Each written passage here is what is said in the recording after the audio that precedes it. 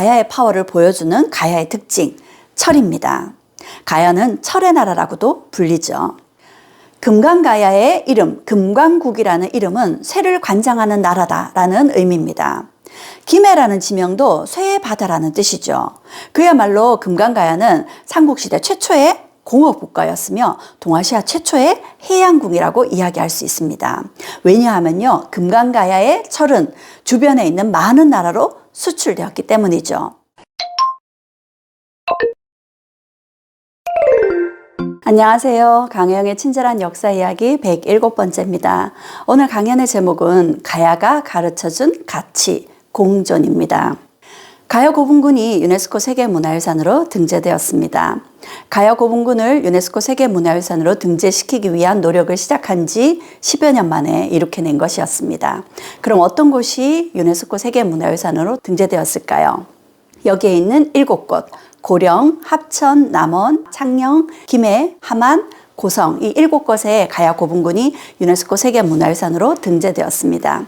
유네스코에서는 가야를 주변국가 자율적이고 수평적인 독특한 체계를 유지하며 동아시아 고대 문명의 다양성을 보여주는 중요한 근거가 된다는 점에서 탁월한 보편적 가치가 인정된다라고 평가했습니다.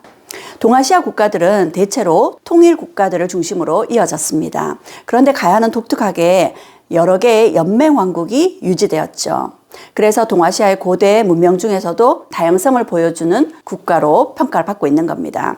가야처럼 자율적이고 수평적인 체계를 유지하면서 성장했던 국가, 서양에서는 그리스가 있습니다. 그리스는 지형적인 특성상 여러 개의 폴리스, 도시국가들이 함께 성장을 했죠. 이 도시국가들이 힘을 합해서 페르시아를 막아내기도 했었고요. 결국에는 그리스 연맹이 아테네와 스파르타 동맹으로 각각 쪼개어지게 되면서 내전으로 몰락하게 되긴 했지만요. 가야 역시도 주변에 백제나 신라와 경쟁하면서 독보적으로 성장을 했습니다. 그러면서도 가야의 여러 개의 국가들이 함께 공존하면서 서로가 서로를 인정하면서 성장했던 것이죠. 그런 의미에서 가야의 역사가 동아시아에서는 특별하게 평가받고 있는 것 같습니다. 그러면 유네스코 세계문화유산으로 등재된 7곳의 가야 고분군, 어떤 모습인지 그 멋진 모습을 사진으로 보여드리겠습니다. 여기는 고령 지산동 고분군입니다. 산 능선 위에 많은 고분군들이 모여 있죠. 약 700여 개의 고분들이 모여 있습니다. 이번에는 김해 대성동 고분군입니다. 김해 대성동 고분군은 봉분을 만들기보다는 아래에 깊이 왕족들을 매장한 무덤의 형태입니다. 이번에는 함안 지역의 마리산 고분군입니다. 역시 대규모의 고분군이 모여 있고 많은 부장품들이 발견되었습니다. 여기는 합천 옥전 고분군입니다. 옥전이라는 것이 구슬을 바치다 라는 의미입니다. 이곳에서도 뛰어난 가야의 유물들이 출토되었습니다. 여기는 창녕의 송현동 고분군입니다. 창녕에는 송현동 그리고 교동 고분군이 창녕을 대표하는 고분군이죠. 여기는 소가야가 존재했던 고성의 송악동 고분군입니다. 그리고 마지막으로 남원의 유곡리 고분군입니다. 유곡리 고분군은 이렇게 몇 기 안 되어 보이지만 이렇게 많은 고분들이 이곳에 밀집되어 있습니다. 이렇듯 유네스코 세계문화유산으로 등재된 가야 고분군들을 살펴봤는데요. 가야 고분군의 숫자를 모두 합하면 700여 곳이 있는데요. 그 중에 있는 가야의 고분들을 모두 헤아리자면 정확하게 헤아릴 수도 없지만 수십만 기가 된다고 합니다. 그 규모가 엄청난 거죠. 그럼에도 불구하고 우리의 역사에서는 가야가 소외되었습니다. 가야 역사는 삼국 사기에서 주로 신라의 역사와 함께 소개되는 것에 불과했죠.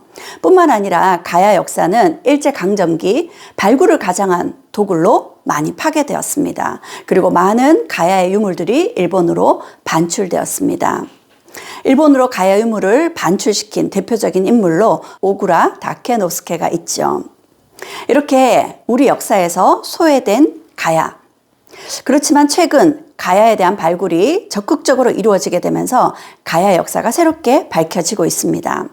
가야 역사는 기록으로 남겨진 것이 거의 없다 보니 발굴을 통해서 새로운 가야 역사를 써야 되는 상황이죠. 이렇게 지금까지 밝혀낸 가야의 역사, 어떤 모습이었는지 몇 가지로 나누어서 이야기를 해드리겠습니다. 그 첫 번째는 가야의 건국입니다. 가야의 건국과 관련돼서 재미있는 이야기가 있습니다. 우리가 알고 있는 대표적인 가야, 금강가야와 대가야가 서로 형님 나라라고 다투었다는 이야기입니다. 서기 42년 3월 구지에서 이상한 소리가 들렸습니다. 여기에 사람이 있느냐? 하늘이 나에게 명하기를 이곳에 새로 나라를 세우고 임금이 되라 하였으므로 너희들은 이 산봉우리에 흙을 파내어 거부가 머리를 내어 놓아라. 아니 내어 놓으면 구워 먹으리. 라고 노래하며 춤을 추어라. 라는 소리가 들려왔습니다.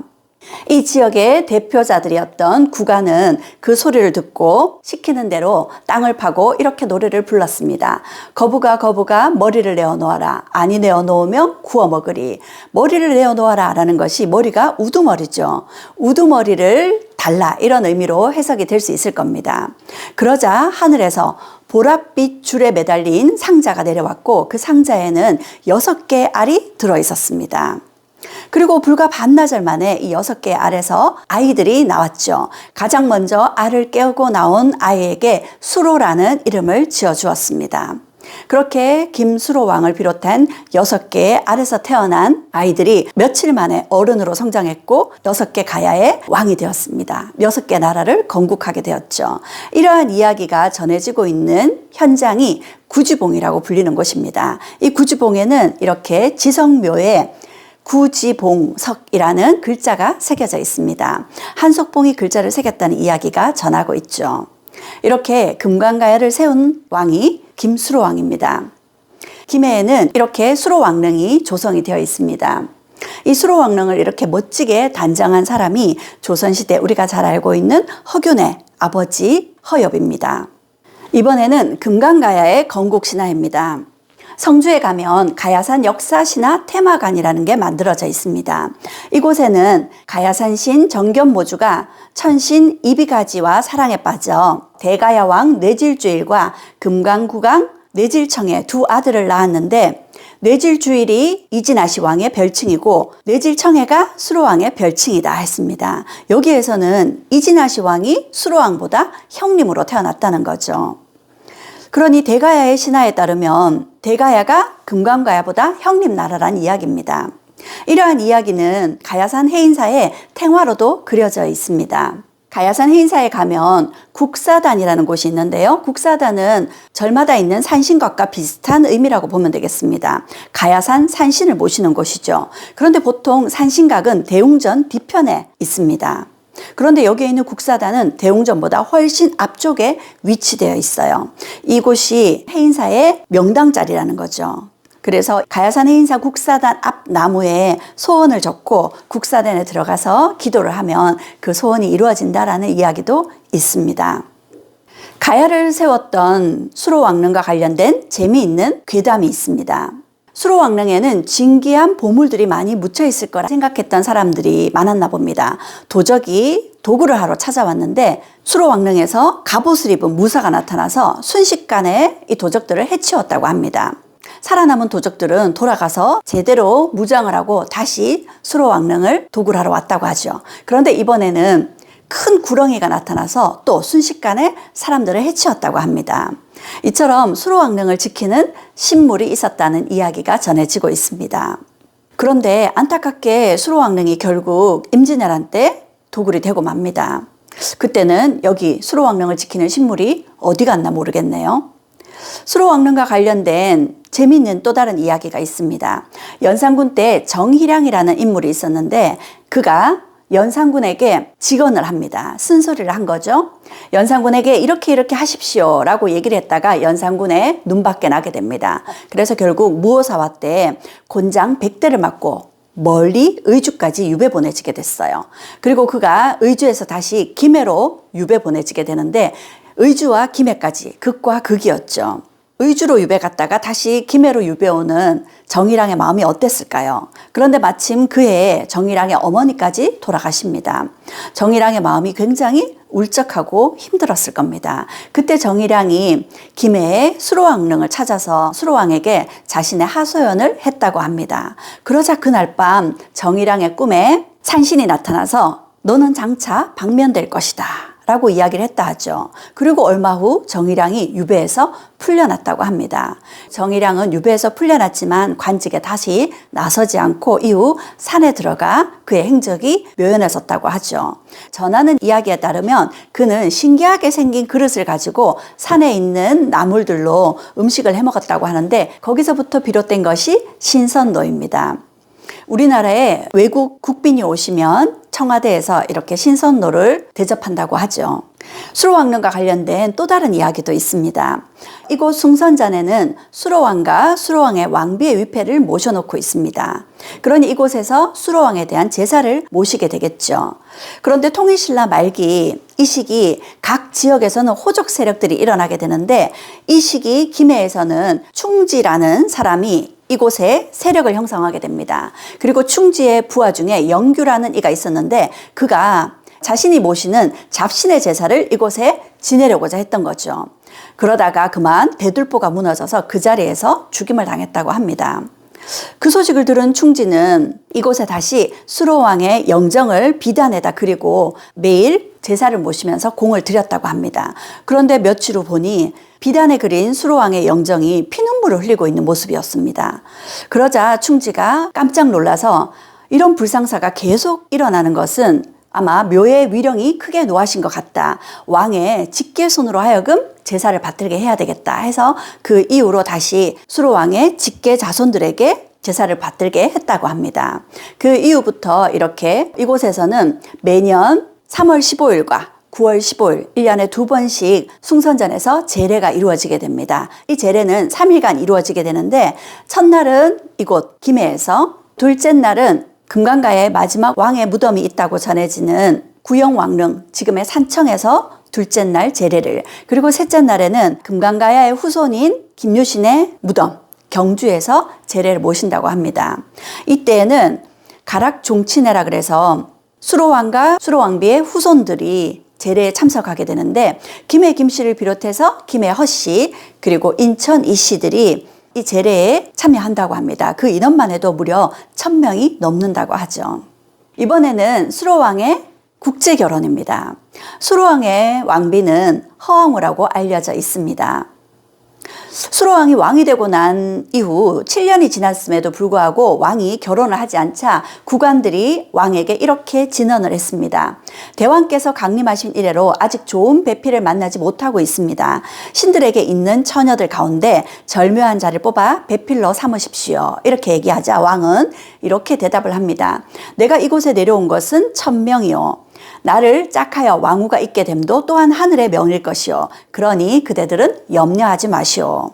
그리고 얼마 후 수로왕은 유천간에게 명하여 배와 준말을 끌고 망산도에 가서 기다리라 했습니다. 이 망산도가 지금의 부산 송정 앞바다입니다. 그곳에서 기다리고 있었더니 배를 탄 허왕후 일행이 도착했다는 거죠. 삼국유사에 따르면 허왕후의 부모는 꿈에 황천이 나타나 가락국의 왕 수로는 하늘이 내려보낸 왕인데 아직 배필을 정하지 못했으니 공주를 시집 보내라 라고 말했답니다. 꿈에서 깬 뒤에도 그 말이 귓가에 쟁쟁하여 딸을 김해로 시집 보냈던 거죠. 허왕후 일행이 도착하자 수로왕이 보낸 사람들이 허왕후를 맞았습니다. 그런데 허왕후가 이렇게 이야기를 합니다. 나와 너희들은 본래 알지 못할 터인데 어찌 경솔히 너희를 따라가랴. 허왕후의 굉장히 당찬 모습을 엿볼 수 있습니다. 그러자 수로왕이 직접 허왕후를 맞으러 찾아왔다고 합니다. 그렇게 수로왕과 허왕후는 혼례를 치렀고요. 수로왕은 허왕후를 데리고 온 일행들이 돌아갈 때 비단 450필과 쌀 150섬을 실어주었다고 합니다. 허왕후 일행에게 준 선물치고는 그 양이 굉장히 많죠. 금강가야의 그 당시 무역의 규모를 엿볼 수 있는 것이 아닌가라는 생각이 듭니다. 허왕후는 인도에서 왔다고 알려져 있는데요. 정말 그럴까요? 수로왕비 릉에 가면 이렇게 정각 안에 파사석탑이라는 것이 있습니다. 삼국유사에 따르면 이 파사석탑은 금강가야의 시조 수로왕의 비인 허왕후 황옥이 서역의 아유타국에서 싣고 온 것이다 라고 하고 있습니다. 삼국유사에서는 이 탑의 모가 4면이고 5층으로 이루어져 있으며 그 조각이 매우 특이하다. 그리고 돌에 미세한 붉은 반점 색이 있고 그 질은 무르니 우리나라에서 나는 돌이 아니다 라고 적고 있습니다. 탑은 원래 모퉁이가 사각이었다고 합니다. 그런데 지금은 거의 둥근형이거든요. 허황우가 인도에서 올 때 이 파사석탑의 돌을 배에 싣고 왔다고 합니다. 배가 파도에 흔들리지 않게 수평을 잡아주는 역할을 했던 걸로 보여집니다. 그러다 보니까 바다로 나가는 많은 사람들이 이 파사석탑의 돌을 배에 싣고 가면 파도를 잠재울 수 있다, 이런 미신이 생겼나 봅니다. 그러다 보니까 이 돌을 자꾸 깎아갔다고 하죠. 그래서 이런 모습이 된 것 같습니다. 그리고 이 파사석탑을 조사를 해보니 이 파사석탑의 성분이 염락석 성분의 사암이라고 합니다. 우리나라에서는 볼 수 없는 돌입니다. 반면에 인도에서는 흔히 볼 수 있는 돌이라고 하죠. 그러니 허황우가 인도에서 왔다는 사실을 뒷받침해 주는 것 같습니다. 허황우가 인도에서 왔다는 증거는 또 있습니다. 김해의 수로왕릉에는 이런 물고기 2마리, 쌍어문 문양이 있습니다. 우리나라에서는 보기 드문 문양이죠. 그런데 물고기를 숭상하는 인도에서는 이런 쌍어문을 어디서나 쉽게 볼 수 있다고 하죠. 이렇듯 허황우는 수로왕과 함께 금강가야를 다스리며 157세에 돌아가셨다고 합니다.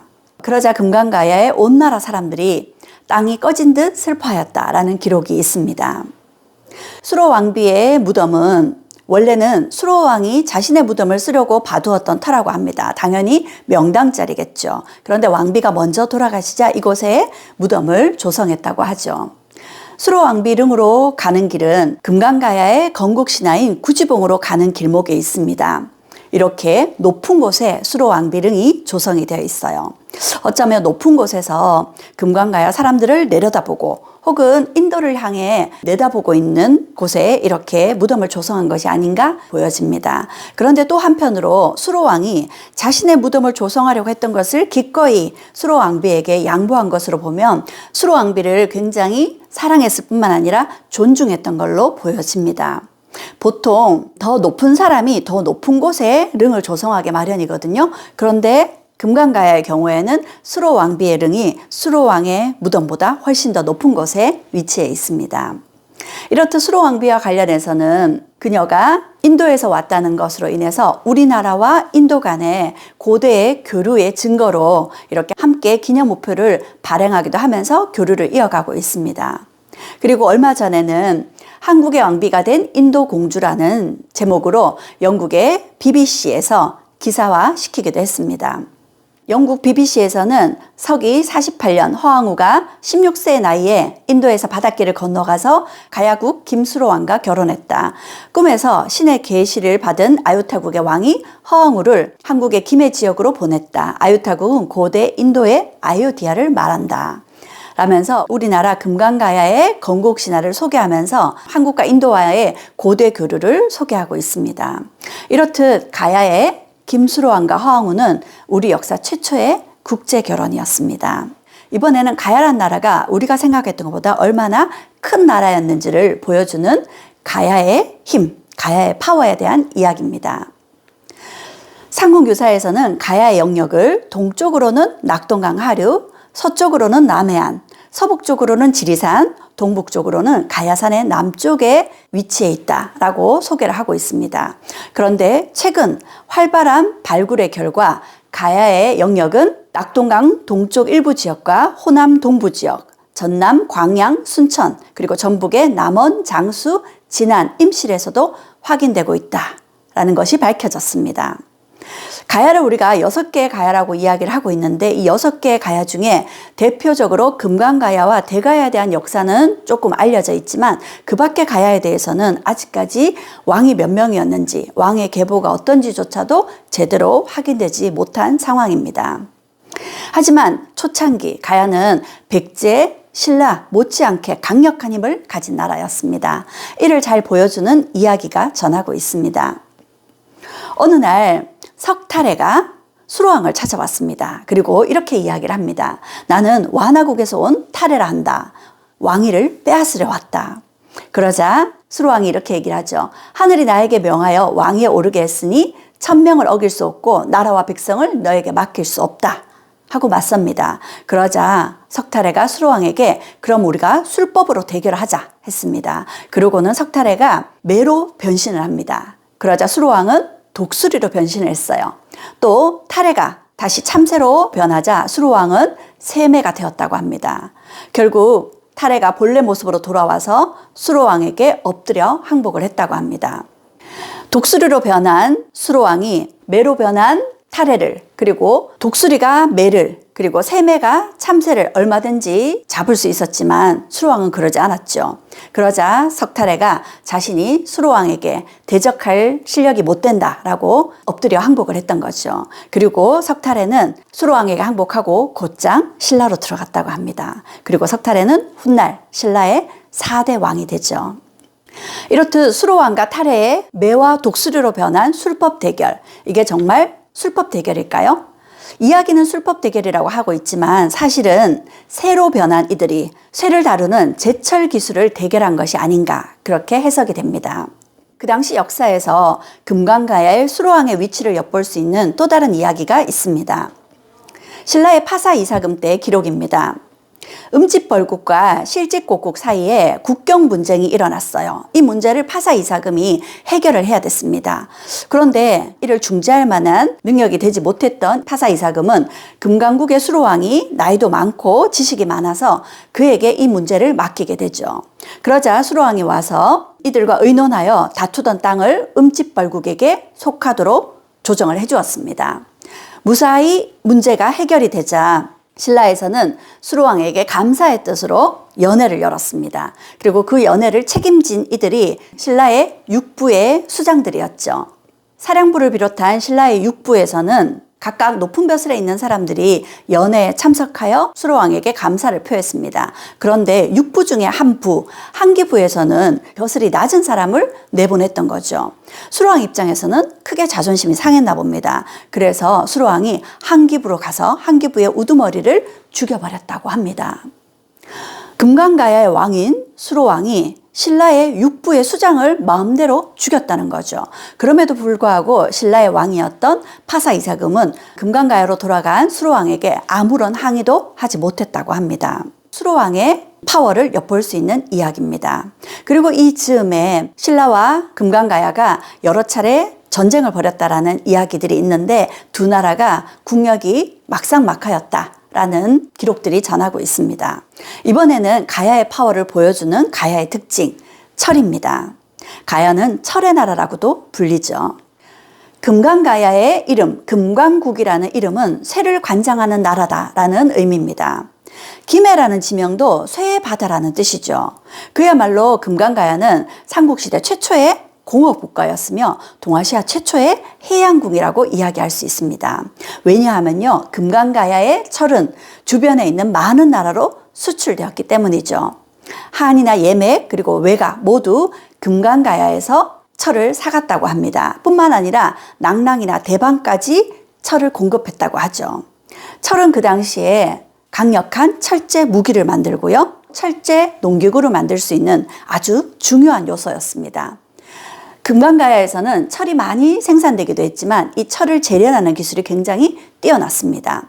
철을 재련하기 위해서는 1500도 이상의 온도를 올려야 되지만 금강가야에서는 숯을 사용하여 1200도까지만 올리더라도 1500도로 올리는 효과를 가져왔습니다. 그렇게 가야는 철을 1차 가공을 해서 덩이쇠를 만듭니다. 이 덩이쇠를 가지고 있으면 손쉽게 원하는 철제 무기이든 철제 농기구든 만들 수 있었거든요. 그래서 이 덩이쇠를 주변으로 수출하고 큰 돈을 벌었던 겁니다.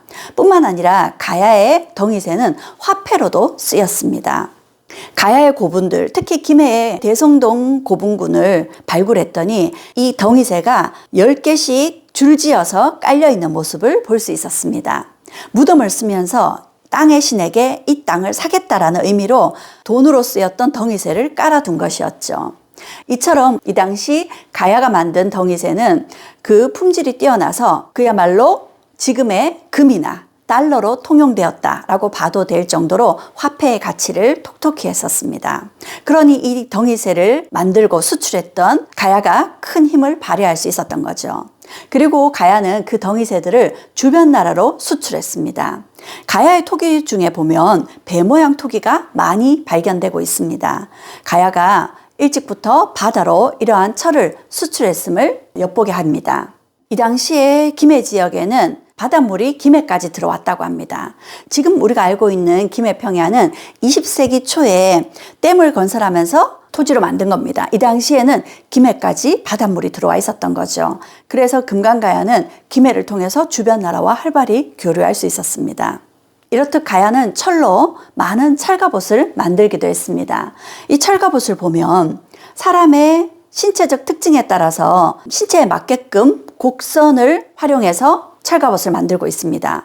굉장히 입체적인 재단으로 철갑옷을 만들었는데 이건 가야의 뛰어난 단조 기술을 보여주는 것입니다. 이렇게 세로로 곡선을 살린 입체적인 철갑옷을 만들었고 이걸 가죽끈이라든지 아니면 철못으로 연결을 해서 몸에 맞게 만들었다는 거죠. 뿐만 아니라 단순하게 철갑옷을 만드는 것도 쉬운 일이 아닌데 여기에는 이렇게 고사리 모양과 새 모양까지 조각을 해서 아주 화려한 철갑옷을 만들었다고 합니다. 가야의 자랑은 철갑옷뿐만 아니라 말에게도 갑옷을 입혔던 것이 확인이 되었습니다. 그동안 고구려 고분벽화에서 병사뿐만 아니라 말까지 철갑옷을 입힌 철갑 기병의 모습이 그림으로 그려져 있었는데 그것을 함안에 있는 고분에서 실제 철제 말갑옷이 완벽한 모습으로 발견이 되었습니다. 이런 것을 통해서 가야의 철갑 기병이 어떤 모습이었는지 그동안 토기로만 볼 수 있었던 그 실체를 확인할 수 있었습니다. 이처럼 가야는 동아시아 아이언로드의 중심에 있었습니다. 이번에는 가야의 파워를 보여주는 토기입니다. 기마인물령 토기입니다. 가야를 대표하는 토기로 우리에게 많이 알려져 있는 토기이죠. 그런데 이 토기는 김해 지역에서 출토된 것으로 추측이 되는데 국립경주박물관에 소장이 되어 있습니다. 제가 기증문화재로 본 공유의 힘이라는 지난 강의에서 소개했는데 이양선이라는 의사분이 이걸 구입해서 그 당시에는 집에서 보관하기 쉽지 않아서 이걸 국립경주박물관에 기증을 했다고 하죠. 그리고 국립경주박물관에 기증하면서 두 가지를 요구했다고 합니다. 하나는 도록을 만들어 달라는 것이고 두 번째는 절대 이 유물이 국립경주박물관 바깥으로 나가지 않게 해달라고 했다는 거죠. 그래서 국립경주박물관이 소장하고 있지만 김해 지역에서는 금강가의 대표적인 문화유산인 이 기마인물령 토기를 김해로 가져와야 되지 않는가라는 여론이 커지고 있기도 합니다. 가야의 토기는 여러 가지 실제 모습을 본뜬 상형 토기를 많이 만들었습니다. 가야의 토기 중에 오리 모양의 토기가 많은데요. 이 오리 토기는 하늘과 땅을 마음대로 넘나들 수 있고 먼 곳까지 갈 수 있는 청둥오리와 같은 철새를 비유를 합니다. 그래서 죽은 자를 저승까지 잘 길 안내를 해달라는 의미이고요. 그 밖에 수레라든지 배 모양 그리고 집신 모양 이런 것들은 죽은 이들이 저승으로 가는 길을 편히 갈 수 있게 해달라 이런 의미가 담겨 있기도 합니다. 그리고 그 밖에도 집 모양이라든지 이런 모양의 토기들을 많이 만들었는데 저승에서도 풍족한 생활을 영위하고 싶은 그런 가야 사람들의 가치관을 보여주는 듯합니다. 가야는 각 지역의 나라들이 많은 토기를 만들었는데 그 토기들이 조금씩 차이가 있습니다. 대부분의 토기들이 굉장히 세련된 모양이면서 굉장히 단단합니다. 가야의 토기들은 경질 토기라 그래서 1000도 이상의 뜨거운 가마에서 굽습니다. 그렇게 되면 토기가 굉장히 단단하다고 하거든요.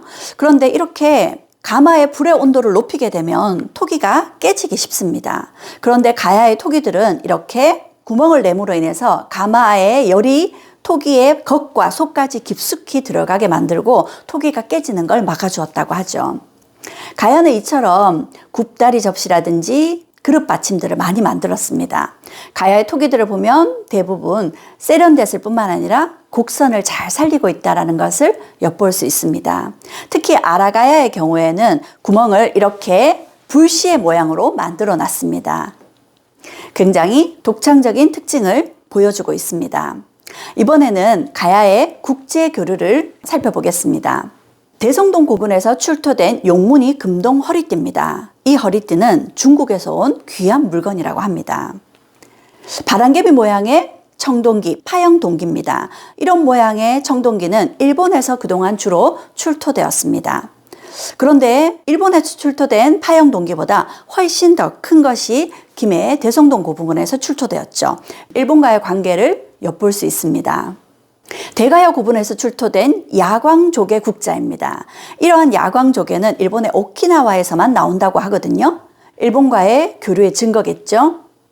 옥전 고분군에서 출토된 로만 글라스입니다. 로만 글라스는 로마 제국 시기에 만들어진 유리 그릇이라는 거죠. 실제로 지중해 인근에서 만들어진 걸로 추정이 됩니다. 가야가 서역에 있는 나라와도 국제 교류를 했다는 흔적이겠죠. 이번에는 가야 사람들의 문화입니다. 보여지는 것은 유리 목걸이입니다. 가야는 이렇게 유리 제품들을 좋아했다고 합니다. 여기에 있는 3개의 유리 목걸이가 얼마 전 보물로 지정이 되었습니다. 기록에 따르면 가야인들은 구슬을 제보로 삼았으며 혹은 옷에 꿰어 장식하고 혹은 목에 걸고 귀에 달았지만 금, 은, 비단을 진귀하게 여기지는 않았다고 합니다. 가야 사람들은 옥을 특별히 귀하게 생각했다고 하죠. 그러다 보니까 가야에서는 수정이라든지 유리 제품들을 많이 만들었고요. 그 중에는 그 유리 제품이 동남아시아라든지 멀리서 온 재료도 있다고 합니다. 이번에는 가야의 자랑, 금관입니다. 금관과 금동관인데요.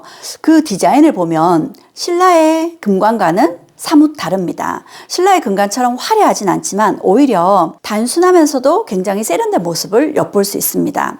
신라의 금관보다 현대적인 느낌의 디자인이라고 보여집니다. 특히 대가야의 금동관은 평면으로 만들어진 아주 단순한 것처럼 보여지지만 이렇게 점선으로 십자 모양으로 무늬를 만들어 두었습니다. 가야 사람들의 아주 세련된 안목을 엿볼 수 있습니다. 가야는 일찍부터 굉장히 부유한 나라였습니다. 가야 지역은 철이 많이 생산되었고 철을 주변으로 수출하면서 일찍부터 부강한 나라가 되었죠. 그러다 보니까 가야 사람들 굉장히 여유로웠습니다. 그들의 옷차림을 보면 굉장히 세련된 모습을 볼 수 있는데요. 긴 두루마기와 폭이 넓은 바지와 치마를 입었습니다. 옷감을 굉장히 넉넉하게 사용했다고 볼 수 있겠죠. 가야 사람들이 만들었던 고상 가옥을 재현해 놓은 모습입니다. 이러한 가옥들은 아마 가야의 진귀한 것들을 모아두는 창고와 같은 역할을 하지 않았을까 추정이 됩니다. 가야 사람들과 관련된 아주 재미난 모습을 엿볼 수 있습니다. 가야 사람들이 성형을 했다고 합니다. 가야 사람들은 어린아이 이마를 돌이나 옷감으로 단단히 쪼여서 이마를 누르면서 키웠다고 합니다. 그러면 이마가 뒤로 젖혀지게 되면서 얼굴이 훨씬 작아 보이게 되고 뒤로 머리가 커져 보이는 효과가 나타나게 되죠. 이런 편두는 우리나라에서만 있었던 모습이 아닙니다. 세계 여러 곳에서 이 편두 성형을 했던 흔적들이 나와 있습니다. 중국의 요서 지역에서도 편두를 한 인골이 발견되기도 했거든요. 그러면 가야 사람들은 왜 이렇게 편두를 만들고자 했을까요? 가야에서 발견되는 금관이나 신라에서 발견되는 금관들이 생각했던 것보다 사이즈가 좀 작습니다. 이 금관을 쓰려면 머리 사이즈가 작아야 되니까 이 이마를 납작하게 했을까요? 혹은 신분제 사회였기 때문에 신분이 높은 사람들이 자신의 신분을 나타내려고 편두를 만든 것이 아닌가 이렇게 추정을 해보기도 합니다. 왜냐하면 어린아이들을 이렇게 돌로 눌러서 이마를 납작하게 만들려면 주변에서 늘 아이를 관찰해야 됐겠죠. 자칫하면 잘못될 수도 있으니까요. 그렇게 아이들을 어려서부터 편두를 만들려면 신분이 낮은 집안에서는 편두를 만들기가 어려웠을 겁니다. 그래서 편두가 높은 신분의 상징이 아닌가 그렇게 보여지기도 합니다. 그리고 가야 사람들은 발치를 하는 성형도 했다고 합니다. 살아있을 때 송곳니를 뽑았다고 하죠. 사람이 죽고 난 이후에 발치를 했을 경우에는 이빨을 뽑은 자리가 그대로 구멍으로 남겨져 있습니다. 그런데 가야의 유골에서는 그 이빨을 뽑은 자리가 메워져 있었다고 하거든요. 그 말은 살아있을 때 일부러 발치를 했다는 얘기가 됩니다. 이 발치 역시도 가야인들의 성형의 흔적으로 보여집니다. 가야 사람들의 특징은 이뿐만이 아닙니다. 가야의 순장의 흔적이 발견되었습니다. 그것도 최대 규모의 순장이 발견되었습니다. 대가야의 유적인 지산동 고분군의 44호분에서 이런 순장의 흔적이 발견되었어요. 여기 으뜸 돌방에서는 지배자의 시신을 두고요. 그 주변으로 모두 32개의 석곽을 두고 이곳에 순장을 행했는데 시종이나 호위무사 혹은 시녀들 뿐만 아니라 일반 백성, 심지어는 부부나 혹은 아버지와 딸을 순장시키기도 했고요. 10대의 어린 소녀를 순장시키기도 했다고 합니다. 가야의 또 다른 순장은 여기 창녕 송현동 고분군에서도 발견되고 있습니다. 창현의 송현동 고분군에 순장 유골이 고스란히 발견이 되었고 이를 통해서 순장된 사람의 모습을 재현해 봤습니다. 그랬더니 1500년 전 순장된 약 16세의 소녀의 순장이 확인되었습니다. 그래서 그 소녀에게 송현이라는 이름을 붙여주었다고 하죠. 또 한 가지 확인된 것이 이 유골의 정강이뼈 부분입니다. 이 정강이뼈 부분에서는 그 연골이 자주 무릎을 폈다 구부렸다 했던 흔적이 보였는데 아마도 이 송현이가 신분이 낮은 노비 출신이 아니었을까 추정하게 하는 흔적이었습니다.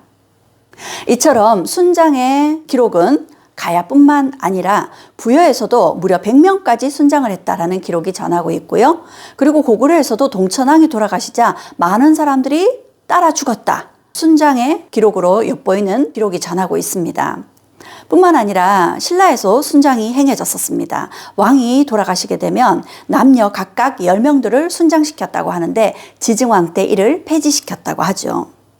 혹자는 가야의 순장이 이렇게 대규모로 행해졌고 오랫동안 행해졌기 때문에 가야가 결국 삼국에 들지 못하고 쇠퇴하게 되었다 이렇게 이야기하는 사람도 있습니다. 마지막으로 가야의 몰락입니다. 가야는 어떻게 무너졌을까요?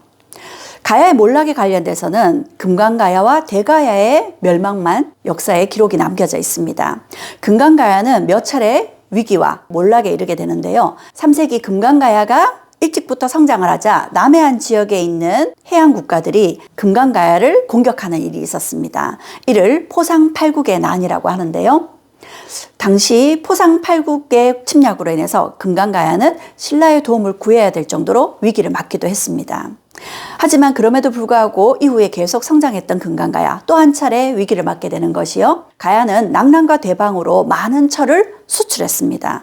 그리고 이들에게 철을 수출하면서 이들 나라들과 많은 교류가 이루어졌던 거죠. 그런데 그 낙랑과 대방이 4세기 초 고구려 미천왕 때 정복이 되면서 가야는 큰 타격을 입을 수밖에 없었습니다.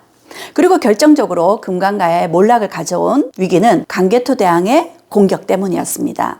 이 당시 신라가 성장하자 주변에 있던 백제, 가야, 외가 함께 신라를 공격했습니다. 신라가 급히 고구려에게 도움을 요청했고 광개토 대왕의 군대가 신라를 구해주고 금강가야까지 공격했던 겁니다.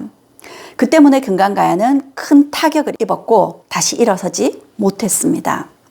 결국 금강가야는 532년 마지막 구영왕 때 신라에 항복을 하게 됐죠. 그래서 금강가야의 마지막 왕 구영왕은 그의 무덤이 김해에 있는 것이 아니라 산청에 있습니다.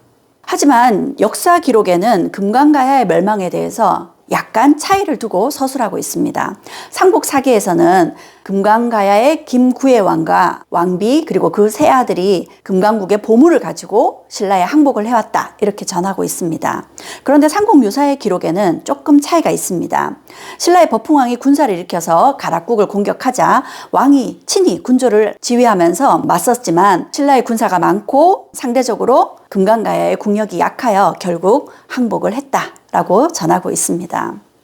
금강가야가 항복하고 나서 금강가야 사람들은 어떻게 되었을까요? 상당수의 이들이 특히 도공이나 철제 기술자들이 일본으로 건너갔다고 합니다. 그 때문에 일본에는 가야토기처럼 단단한 스에키 토기가 만들어지게 되었습니다. 그리고 이 시기 이후 일본의 갑옷 생산량이 급격히 증가하는 모습을 볼 수 있습니다. 이처럼 금강가야의 멸망과 함께 가야 사람들이 일본으로 많이 이주했음을 엿볼 수 있습니다. 이번에는 대가야의 위기와 몰락입니다. 강개토 대왕의 군대가 금강가야를 공격하게 되면서 금강가야는 쇠퇴하게 되고 가야 연맹의 주도권은 대가야로 넘어가게 됩니다. 새로운 가야 연맹의 맹주국이 된 고령의 대가야는 이후 급속도로 성장하게 됩니다. 대가야가 있던 고령 지역은 이 지역이 낙동강 하류 지역으로 토지가 굉장히 비옥합니다. 뿐만 아니라 이 지역에도 고령 바로 아래쪽에 합천에서 대규모의 철 매장지가 발견이 되었습니다. 그래서 풍족한 철을 보유하게 되었죠. 그리고 금강가야가 멸망하면서 금강가야의 철제 기술자들의 일부가 또 고령의 대가야로 넘어간 거죠. 그렇게 대가야는 이후 새로운 맹주국으로 급속도로 성장하게 됩니다. 그 당시 대가야가 얼마나 크게 성장했는지를 엿볼 수 있는 것이 그전에는 반파국 혹은 발로국이라고 불렸던 고령의 가야가 대가야라는 이름으로 새롭게 불리게 되고 대가야에서 출토된 토기에는 대왕이라는 글자가 선명히 새겨져 있습니다. 대가야의 세력이 상당히 커졌음을 보여주고 있습니다. 이 대왕이라는 글자를 보면 대가야가 만약 위기를 맞지 않고 무사히 성장을 했다면 중앙집권 국가가 될 수도 있었지 않을까라고 유추해 볼 수 있는 부분입니다. 하지만 대가야가 성장하던 시기 주변에 백제와 신라의 성장 속도가 심상치 않았습니다. 가야는 백제와 신라의 틈바구니에서 이들과 경쟁하면서 성장해야 됐던 거죠. 그러니 대가야의 성장은 결코 쉽지 않았겠죠. 신라의 성장으로 대가야가 낙동강 교역 루트를 잃게 됩니다. 그러니 낙동강 교역 루트를 잃은 대가야는 이후 섬진강으로 새로운 루트를 찾아 나서게 되죠. 그런데 이후 백제가 성장하면서 이 섬진강 루트까지 잃게 되면서 가야는 큰 위기를 맞게 되고 결국 몰락에 이르게 됩니다. 성장하던 백제에게 섬진강 루트까지 잃게 되면서 가야는 큰 위기를 맞게 됩니다. 이 위기를 타개하기 위해서 가야는 백제가 아니라 신라와 동맹을 체결하려고 합니다. 가야국 왕이 사신을 보내어서 신라 왕에게 청혼을 하니 신라는 이찬 비조부의 누이를 가야 왕에게 시집 보냈습니다. 그러면서 신라는 가야에게 이런 요구를 했습니다. 결혼할 때 신라가 여자종 100명을 보내면서 신라의 의관을 그대로 입도록 요구했답니다. 그런데 그 후 대가야는 그들의 옷을 가야식으로 바꿔 입혔다는 거죠. 이러한 변복 문제 때문에 화가 났던 신라는 왕녀를 돌려주기를 요구했고 이후 신라는 대가야 북쪽의 변경의 5성을 함락시키면서 가야를 공격해 왔습니다.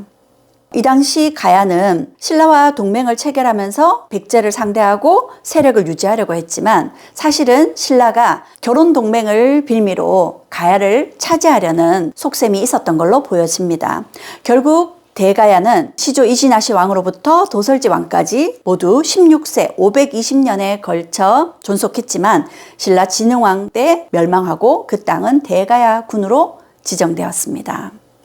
이렇게 대가야까지 몰락을 하게 됐죠. 그런데 마지막까지 위기를 헤쳐나가고자 했던 가야의 노력이 엿보이는 부분이 있습니다. 가야의 음악 우룩과 가야금입니다. 가야금은 말 그대로 가야의 악기라는 뜻이죠. 가야금 모두 12줄로 이루어져 있습니다. 그리고 가야금의 윗부분은 둥글고 아랫부분은 평평하죠. 이게 가야 사람들이 생각하는 우주관을 반영한 것으로 보여집니다. 가야는 12줄을 뜯으면서 연주를 하는 사람에 따라서 다양한 소리를 낼 수 있다고 합니다. 아름다운 소리뿐만 아니라 새소리라든지 여러 가지 자연의 소리를 함께 낼 수 있다고 하죠. 그런 가야금은 가야의 가실왕이 우룩을 시켜서 만들게 했습니다. 그러면서 가실왕은 이렇게 이야기를 합니다.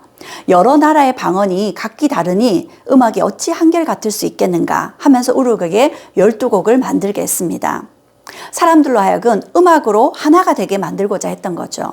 그 12곡의 음악은 전해지고 있지 않지만 그 12곡의 제목이 이렇게 전해지고 있습니다. 그런데 그 제목이 하가라도는 합천, 상가라도는 고령, 이렇게 대가야가 차지하고 있던 지역명들을 12곡의 제목으로 붙였습니다. 그러니 대가야는 마지막까지 여러 지역의 통합을 통해서 마지막까지 힘을 내려고 이런 12곡을 만들게 한 것이 아닌가 그렇게 보여집니다. 음악을 통치에 활용한다는 건 굉장히 수준 높은 정치술에 해당이 됩니다. 하지만 우룩은 이후 대가야가 어지러워지자 악기를 가지고 신라에 의탁했습니다. 신라 진흥왕에게 투항을 했던 거죠. 신라의 진흥왕은 우룩과 가야금을 받아주고 우룩으로 하여금 가야의 12곡을 변형해서 신라에 맞게 그 음악을 전하게 했습니다. 결국 대가야가 멸망하고 만국의 한을 우룩은 충주에서 연주했다고 하죠. 우룩이 가야금을 탄 곳이라 해서 충주에는 탕금대라 불리는 곳이 있습니다. 사람들은 가야금의 소리를 이렇게 이야기를 합니다. 즐겁지만 넘치지 않고 애절하지만 슬프지 않았다 라고요.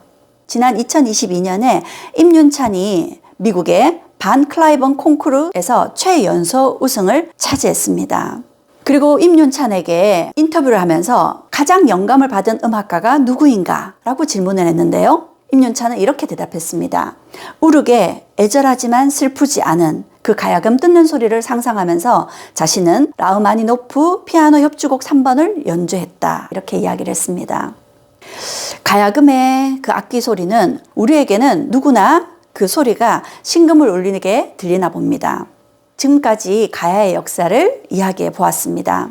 가야 역사는 그동안 제대로 알려지지 못했습니다. 기록이 거의 없었고 이후 신라에게 병합되면서 가야의 역사는 사람들에게서 잊혀져 버렸죠. 하지만 최근 여러 곳에서 가야의 고분군들이 발굴이 되면서 가야의 역사는 새로 쓰여지고 있습니다. 이처럼 승자에 가려진 역사, 가야. 하지만 가려질 수 없는 가야의 가치가 있습니다. 비록 통합의 휘에 눌려버렸지만 가야가 보여준 가치는 공존이었습니다. 이처럼 가야의 역사를 통해 통합 못지않은 공존의 가치를 느껴보셨으면 좋겠습니다. 감사합니다.